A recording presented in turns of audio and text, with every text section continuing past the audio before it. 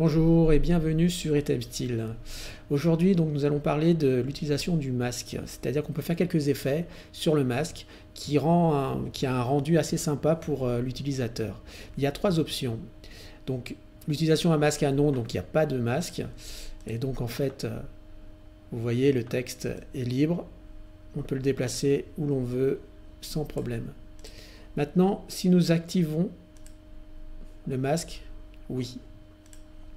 Avec oui, en fait, le texte sera visible uniquement sur la zone de transparence. Ici, nous avons un calque avec un contour et tout le contour est transparent.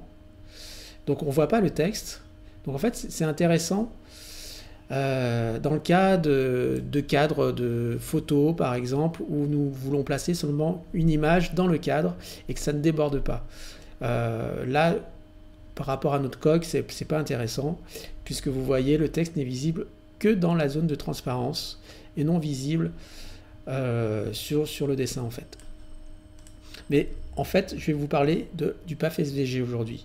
Le PAF SVG, ce sont des points indiqués qui permettent donc de ne pas déborder sur le contour de notre coque.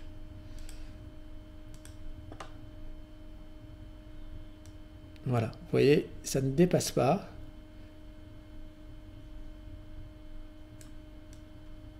Voilà, alors comment on fait ça? En fait, avec un logiciel de retouche image, on peut aisément donc créer un PAF SVG. Donc je vais vous expliquer comment. Moi j'utilise GIMP ou GIMP. C'est gratuit, c'est open source. C'est un logiciel de retouche image et qui permet facilement donc de créer ce PAF SVG. Donc on va ouvrir notre...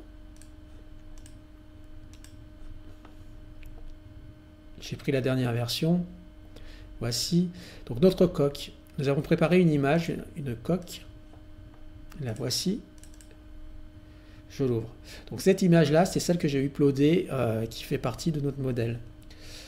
Donc en fait, on va utiliser l'outil de sélection et nous allons sélectionner plutôt tout ce qui est... On y retourne, sélection inversée. Voilà. Donc nous avons bien notre contour de coque. Nous allons faire un petit contrôle et rajouter aussi ce qui est autour du petit œillet. Ensuite, vous voyez ici, ça s'appelle le chemin, le PAF chemin en fait.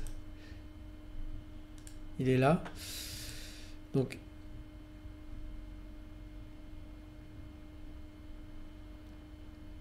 nous allons utiliser sélection vers chemin. Et vous voyez, c'est afficher le chemin.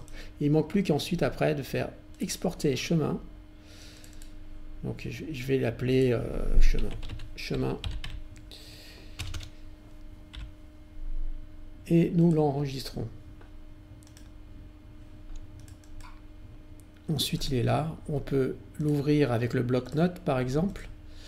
Et en fait, un PAF SVG, ce sont les points à partir de là, de M jusqu'à Z. Donc moi, je le copie.